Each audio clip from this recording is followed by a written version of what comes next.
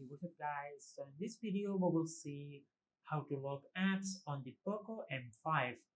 Now to do that, just open the settings app. Now from here, scroll down and tap on apps. Now from here, tap on app lock. Now from here, tap on turn on. Now from here, just connect at least 4 dots to create a pattern.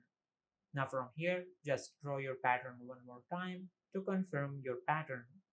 Now from here, once you have confirmed your pattern, just tap on next. Now from here, tap on not now. Now from here, just wait a few seconds, then tap on not now. Now from here, just tap on use app lock. Now from here, tap on cancel. Now from here, just enable the toggle for the apps which you want to use app lock on.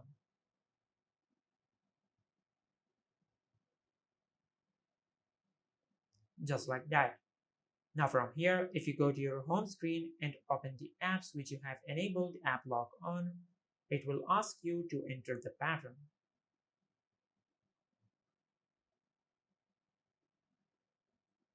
Just like that.